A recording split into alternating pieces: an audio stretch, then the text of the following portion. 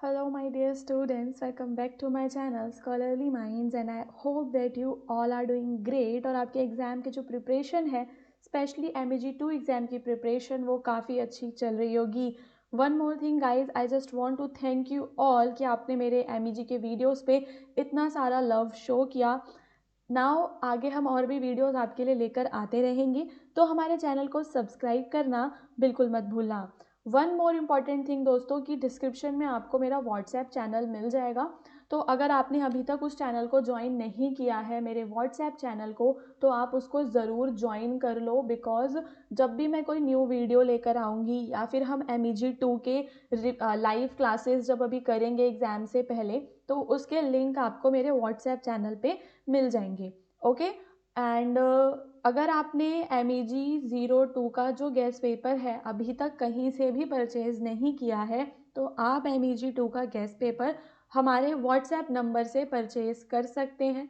ये जो स्क्रीन पे दिख रहा है ये हमारा व्हाट्सएप नंबर है. आप इस पे मैसेज करके मेरी टीम से अपना MEG 2 का जो गैस पेपर है उसे परचेज़ कर सकते हो और अपने एग्ज़ाम की प्रिपरेशन को और भी ज़्यादा बूस्ट कर सकते हो. ओके. तो आज के इस वीडियो के अंदर ये हमारा पार्ट 3 का वीडियो है. इससे पहले के जो 2 वीडियोस हैं अगर आपने वो नहीं देखे हैं तो उनका लिंक, पूरी प्लेलिस्ट का लिंक भी आपको इसी वीडियो के डिस्क्रिप्शन में मिलेगा. तो मेरे वीडियोस के डिस्क्रिप्शन में जाके ज़रूर एक बार नज़र मारा करो, वहाँ पे आपको काफ़ी कुछ इंपॉर्टेंट मिल जाएगा. अब देखो, ये 2 क्वेश्चंस मेरी स्क्रीन पे आपको दिख रहे होंगे. एक क्वेश्चन है कि fourth temptation in murder in the cathedral में इसका क्या रोल है या इसका क्या सिग्निफिकेंस है. एंड आपको कोरस का जो रोल है उसको क्रिटिकली एग्जामिन करना है. तो ओवरऑल ये दोनों जो क्वेश्चंस हैं वो आपके drama murder in the cathedral से है. ठीक है, जो कि TS इलियट का है. एक स्टोरी है जिसमें आपके आर्क बिशप थॉमस बेकेट नाम के जो व्यक्ति हैं जिन्हें 1170 में मार दिया जाता है for standing against king Henry second, क्योंकि वो किंग हेनरी सेकंड के अगेंस्ट थे. The play focuses on faith, sacrifice and the struggle between the church and the state. तो ये जो पूरा प्ले है ये किस चीज़ पे बेस्ड है? चर्च का जो स्ट्रगल है फेथ एंड सेक्रीफाइस पे ये बेस्ड है. आगे अभी हम जब इसकी समरी को देखेंगे तो हमें सारी चीज़ें धीरे धीरे समझ में आ जाएंगी कि ये प्ले आखिर क्या है और इन 2 क्वेश्चंस का आंसर हमें किस तरीके से लिखना है. तो वीडियो को पूरा एंड तक देखना. वीडियो अच्छा लगे तो कमेंट करके भी ज़रूर बताना. अब हम स्टार्ट करते हैं. पार्ट 1 में क्या हो रहा है? पार्ट 1 में जो बेकेट है वो रिटर्न आ रहा है एंड उसको कुछ टेम्पटर्स फेस करने पड़ रहे हैं. अब प्ले स्टार्ट कैसे होता है?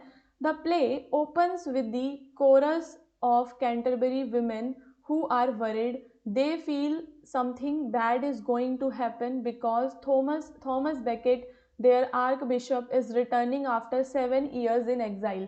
तो ये जो वुमेन्स हैं इनको डर है कि थॉमस बेकेट इतने सालों के बाद 7 ईयर्स के बाद एग्जाइल से वापस आ रहे हैं, कुछ बुरा ना हो जाए. दे fear his return will bring trouble with the king. इन्हें डर है कि अगर वो वापस आएंगे ना तो किंग को कुछ ट्रबल्स का सामना करना पड़ेगा. Beckett arrives and soon meets 4 टेम्पटर्स. तो ये टेम्पटर्स वाला क्वेश्चन भी है. तो देखो, जब बेकेट आता है तो वो 4 टेम्पटर्स से मिलता है. Each tempter tries to make him choose a path away from God. और हर एक जो टेम्पटर है उसको क्या करने के लिए मजबूर कर रहा है, ये लाइन इंपॉर्टेंट है. हर एक टेम्पटर उसको कर रहा है कि वो चूज करे ऐसा पाथ जो पाथ भगवान से दूर हो. Each tempter tries to make him choose a path away from God. First tempter, second tempter सबको समझेंगे.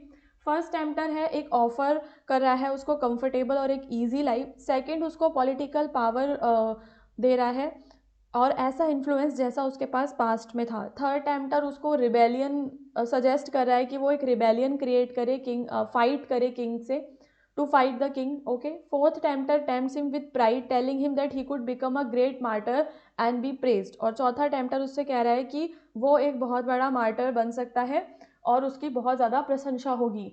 अब यहाँ पे जो बेकेट है वो क्या करेगा, सबको रिजेक्ट कर देगा.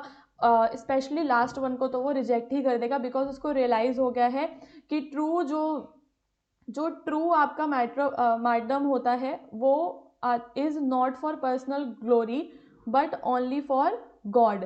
तो जो आपका रियल वाला जो आपका मैडम होता है ना, वो आपके पर्सनल ग्लोरी के लिए नहीं होता, वो आपके गॉड के लिए होता है, ठीक है। नाउ बेकेट क्रिसमस सरमन के बारे में कुछ गिवन है यहाँ पे। Becket gives a short sermon on the Christmas morning, ठीक है। सरमन तो आप लोग समझते हो कि काइंड ऑफ प्रवचन, तो क्रिसमस की मॉर्निंग पे वो एक सरमन देता है। A real martyr does not choose to die for pride. A martyr dies because it is God's will, not their own ambition. वो क्यों मरते हैं? क्योंकि भगवान की इच्छा होती है।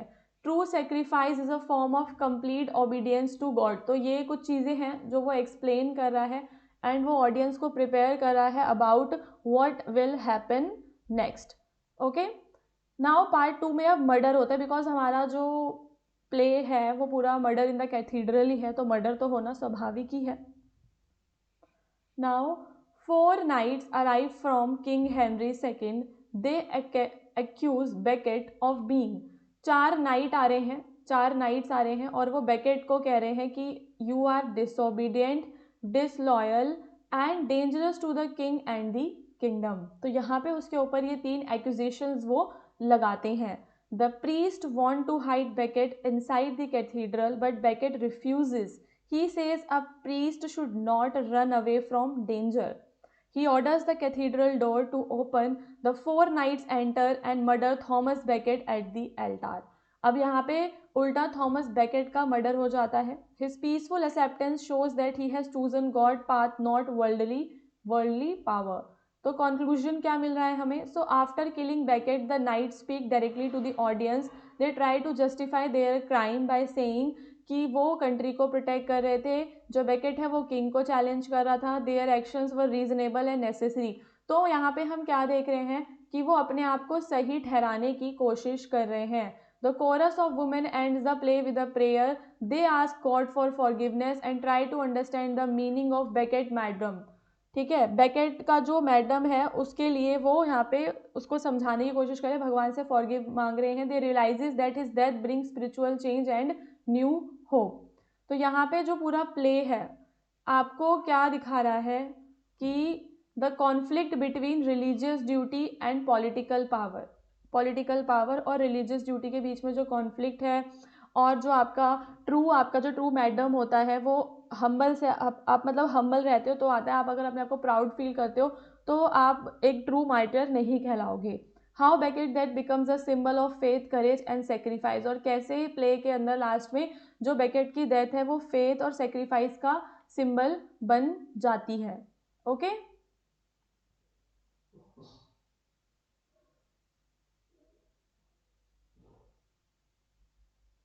ओके, सो थॉमस बेकेट बस मर जाता है इस प्ले में, और उसके बारे में बताया हुआ है कि वो कितना अच्छा इंसान था, वो भगवान में विश्वास रखता था, लेकिन पॉलिटिक्स की वजह से वो मर गया, किंग के फियर की वजह से वो मर गया। फिर जिन लोगों ने उसको मारा वो अपने आप को जस्टिफाई भी कर रहे हैं। अब हम यहाँ पे देखेंगे कि हमें कौन कौन सी थीम्स देखने के लिए मिली इस प्ले में। तो हमें एक तो फेथ देखने के लिए मिला, क्योंकि थॉमस बेकेट जो है उसको भगवान पे पूरा विश्वास होता है। When he knows danger is near, Beckett believes that God's will is more important than the king power. वो हर चीज़ को मतलब भगवान की इच्छा मानता है।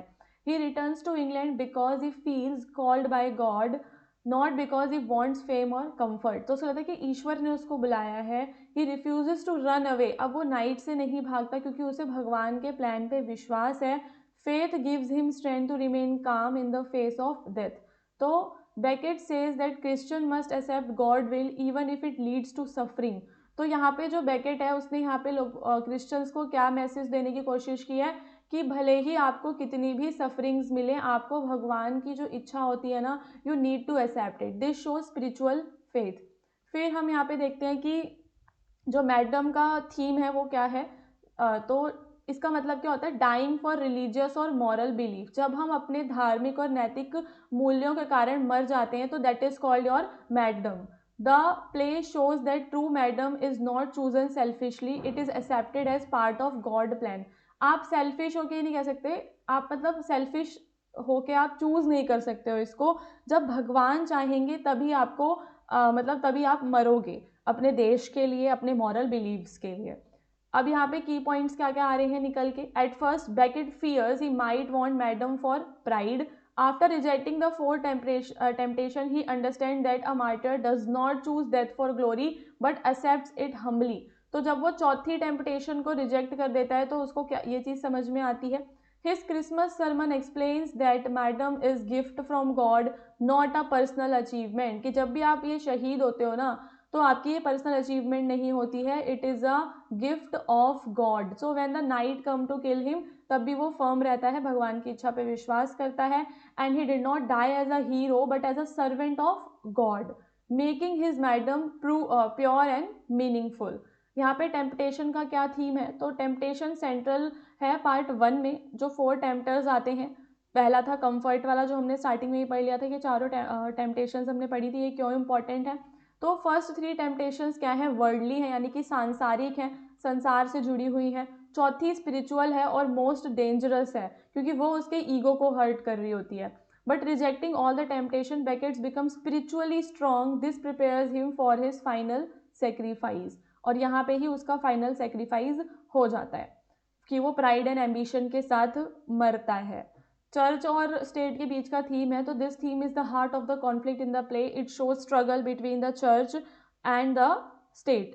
और वैसे भी देखो, एक ऐसा टाइम था जब हम देखते थे कि ओल्ड टाइम में ना चर्च और स्टेट के बीच में ना काफ़ी कॉन्फ्लिक्ट्स हुआ करते थे. की पॉइंट्स क्या निकल रहे हैं चर्च और स्टेट के, तो king Henry wants complete control over both government and the church. Becket refuse to let the king rule church affair. और बेकेट तो नहीं चाहता था कि वो किंग उधर चर्च में रूल करें, बट किंग दोनों पे रूल करना चाहते थे. The night claim they kill Beckett for protecting the state, showing how political power crushes spiritual independence. Okay, चलो अब हम अपने क्वेश्चंस कर लेते हैं. इतना तो आप लोग प्ले को समझ ही चुके होंगे कि ओवरऑल प्ले की आखिर कहानी थी क्या. जब हमें प्ले की कहानी पता चल जाती है, अब हम किसी भी तरीके के प्रश्न का उत्तर भी कर पाएंगे गाइस. तो पहला जो आपका प्रश्न है वो है कि व्हाट इज़ द सिग्निफिकेंस. चौथी जो टेम्पटेशन थी उसका क्या इम्पॉर्टेंस है. So the fourth temptation is the most important and the most dangerous temptation Thomas Beckett faces. It is different from the first 3 because it attacked his soul, not his body or position. क्योंकि ये उसकी soul को attack करती है. It tempts Becket with spiritual pride. The fourth tempter tells Becket he could become a martyr. People will honor him. अब चौथी वाली क्या कहती है कि भाई अगर तू क्या बन जाएगा, तू एक मार्टर बन जाएगा, लोग तुझे ऑनर करेंगे and you will achieve spiritual glory. और आपको क्या मिलेगी, स्पिरिचुअल ग्लोरी भी मिल जाएगी. तो this is dangerous because Becket think about his own fame, not God's will. It tempts him to desire martyrdom for selfish reasons. It shows that even good things can become temptation. Becoming a martyr seems like a holy thing, but चौथी जो temptation है वो good act को भी गलत तरीके से उसको दिखा रही है और होलीनेस को भी ईगो में टर्न कर रही है. It helps Beckett understand the true martyrdom.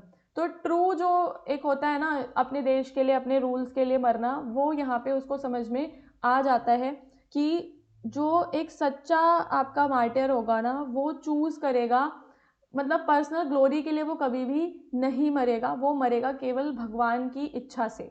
This understanding prepares him for his final choice. तो by rejecting the fourth tempter Becket defeats the inner temptation and become spiritually pure. ठीक है, तो समझ में आ गया आपको सारा. इसका कंक्लूजन आप लोग एक बार रीड कर लीजिए कि कंक्लूजन में आखिर क्या क्या है. वो बेकेट की वीकनेस दिखा रहा है, स्पिरिचुअल प्राइड के लिए उसको टीच कर रहा है. Okay, and now he is prepared for his final sacrifice. इसके बाद है कोरस का जो रोल है. The coarse is one of the most important part of the play. T.S. Eliot uses chorus in a modern way inspired by Greek tragedy. ठीक है, तो जो कोरस है वो आपको एक कॉमन पीपल को रिप्रेजेंट कर रहा है. The women of Canterbury speaks for the ordinary citizen. जो वुमेन्स है कैंटरबरी की वो आम नागरिकों के फियर, कन्फ्यूजन, पेन, हर चीज़ के बारे में बात करती हैं. They express the mood of the play. So whenever the chorus speaks they show the emotional atmosphere. At first they feel afraid, then they feel hope, later they feel horror, finally they feel spiritual renewal. तो overall उनके through जो play की tone है ना उसको समझाने की कोशिश की गई है. And they often hint that something terrible will happen. और वो हमेशा दिखाती हैं कि कुछ बुरा होने वाला है, वो ऑडियंस की वॉइस की तरह वहाँ पे एक्ट कर रहे हैं एंड स्पिरिचुअल ट्रांसफॉर्मेशन को भी दिखाते हैं। ठीक है, फियर, अंडरस्टैंडिंग, फेथ, ये पूरा उनका मूव हम देखते हैं। They add poetic beauty also to the play, they give the play a unique and powerful emotional style. तो इन द कंक्लूजन हम समझ चुके हैं कि जो कोरस है वो परफॉर्म कर रहे हैं कई सारे रोल, वो आम नागरिकों को रिप्रेजेंट कर रहे हैं, प्ले के मूड को सेट कर रहे हैं, फ्यूचर इवेंट्स को प्रिडिक्ट करने का भी काम कर रहे हैं और प्ले की पोइटिक क्वालिटी को भी इंक्रीज करते हैं। सो गाइज, यहाँ पे हमारा जो पार्ट 3 वीडियो है वो कंप्लीट हो जाता है। इसके बाद मैं पार्ट 4 वीडियो भी लेकर आऊँगी and then we will do revision class, जहाँ पे हम सारे जो क्वेश्चन आंसर्स अभी तक हमने जो भी पढ़ा है उसको रिवाइज करेंगे, प्लस एड ऑन जो छूट गया है उसको भी कवर कर लेंगे। रिवीजन क्लास 1 एंड 2 दो क्लासेस होने वाली हैं आपकी, और रिवीजन से जुड़े हुए जो भी लिंक्स हैं वो आपको हमारे व्हाट्सएप चैनल पे मिल जाएंगे, तो आप उसको ज्वाइन करना बिल्कुल मत भूलना। एंड अपने गेस्ट पेपर या नोट्स को भी आप परचेज कर सकते हो हमारे व्हाट्सएप नंबर से, जो आपको डिस्क्रिप्शन में मिल जाएगा।